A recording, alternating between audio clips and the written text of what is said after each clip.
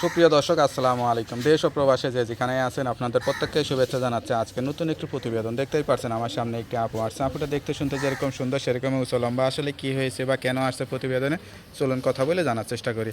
আপু আসসালামু আলাইকুম। ওয়ালাইকুম আসসালাম। আপু আপনার নাম কি? নূপুর। নূপুর। আপু কেমন আছেন আপনি? ভালো আছি। ভালো আছেন?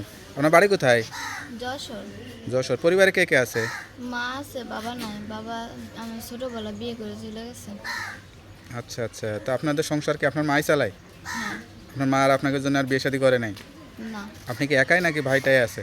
আমার ভাইটাই নাই। আপনি একাই? বয়স কত আপনার? 18। 18। তা এখন কি চিন্তা বা কি আশা করে আসছেন প্রতিবেদনে? ভালো একটা মনের মানুষের জন্য। লেখাপড়া করছিলেন? হ্যাঁ, কোন ক্লাস পর্যন্ত করছিলেন? 7 পর্যন্ত। 7 পর্যন্ত করছিলেন? আচ্ছা আচ্ছা, হ্যাঁ। তো এখন কি লেখাপড়াটা বন্ধ? হ্যাঁ, আমি ঘর দিতে পারি না তাই। আমি খরচ চালাইতে পারে না। নিজের কাছে কেমন লাগে যে লেখাপড়াটা বন্ধ হয়ে গেছে, এটা কেমন লাগে এখন? খারাপ লাগলেও কিছু করার নাই। আচ্ছা, তো এখন কি চিন্তা বা কি আশা করে আসছেন? যারা আপনার কথাগুলো শুনবে তাদের কাছে কি বলতে চান? আমি যদি আমাকে কেউ পছন্দ হয় তাহলে যদি আমাকে বিয়ে করে তাহলে যেন ফোন দেয়, আর কোনো খারাপ কথা যেন না বলে। সবার কাছে আমি একটাই অনুরোধ করি যে আমার কোনো খারাপ কথা না বলা হয়। আচ্ছা, তো এখন স্কুল কলেজে থাকার কথা, এখন বিয়ের কথা চিন্তা করতে হচ্ছে, এটা নিজের কাছে কষ্ট লাগে না? কষ্ট লাগলেও তো কিছু করার নাই। তা বাবার সঙ্গে কোনো যোগাযোগ হয় না? না। বাবা কোনো খরচপাতি টাতে কিছু দেয় না? না। আপনার মার একদম ছাড়াছাড়ি হয়ে গেছে? হ্যাঁ। মা ছাড়াছাড়ি এগুলো তো সন্তানের খরচ তো দেয়। আপনার মতো এরকম একটা সুন্দরী মেয়ে, তত যোগাযোগ রাখতে পারতো, সে যোগাযোগ কিছুই রাখে না? না।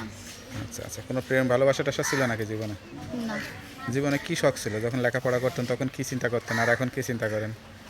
তখন কোনো চিন্তা করতাম না, আমি চিন্তা করি একটা ভালো মনের মানুষ হলে ভালো হয়। তো আপনার মা আপনাকে নিয়ে চিন্তা করে না যে মেয়েটা বড় চিন্তা তো হয়েছে, বিয়ে করে। শাদি দিতে হবে? মা দিতে পারতেছে না?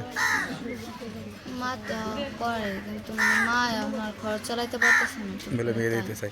তা আপনি আসলে কীরকম কোনো চাকরিজীবী প্রবাসী না কীরকম মানুষ হলে আপনি বিয়ে শাদি যে করবেন? আমাকে ভালো মতো বুঝবে তাই সে মন চাই।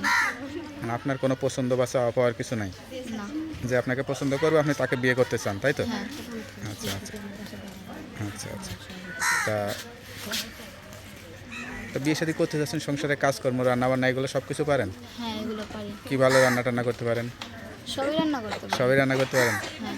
আচ্ছা আচ্ছা, যে কোনো পরিবারে নিজেকে মানিয়ে নিতে পারবেন? হ্যাঁ, পারবো। আচ্ছা, তো আপনার সঙ্গে কীভাবে যোগাযোগ করবে? আমার ফোন নাম্বার নাম্বারটা মুখস্থ আছে? না, ওই যে এখানে আছে। তা নাম্বারটা আমার কাছে দেন, আমি দেখে বলে দিই। তার জীবনে কখনো কি মনে হয়েছিল একটু গান টান শিখি, নাচ টাচ করি, এরকম কোনো ইচ্ছা ছিল? না। টিকটক করেন নাকি আবার? না। আচ্ছা আচ্ছা, জায়গা এগুলো করা ভালো না। নামাজ কালাম পড়বেন, আল্লাহর কাছে চাইবেন, আল্লাহ আপনার মনে আশাটা পূরণ করবে। তা নাম্বারটা আমার কাছে দেন, আমি দেখে বলে দিই। হ্যালো বিয়া, শুনতে পারলেন এক অসহায় গরিব পরিবারে একটি মেয়ের জীবনের গল্প। সত্যিকারে অসহায়, বাবা না থাকার কারণে আসলে লেখাপড়াটা বন্ধ হয়ে গেছে। মা আসলে সংসারটা চালাতে পারতেছে না, এখন বিয়ের বয়স, বিয়ে শাদী করতেছে, সেই আশা নিয়ে আসছে। কেউ খারাপ উদ্দেশ্যে যোগাযোগ না করে সত্যিকারে যদি বিয়ে শাদী করতেছেন এই নাম্বারে যোগাযোগ করবেন। তার নাম্বারটি হচ্ছে 0130753807। নাম্বারটা খোলা থাকে তো? হ্যাঁ, খোলা থাকে। যাক, নাম্বারটা খোলা রাখবেন, আর অবশ্যই নামাজ কালাম পড়বেন, আল্লাহর কাছে চাইবেন, আল্লাহ আপনার মনে আশাটা পূরণ করে দিবে। ঠিক আছে? আর কিছু বলতে চান? তো ওকে আপু, ভালো থাকেন, দোয়া করি। আসসালামু আলাইকুম।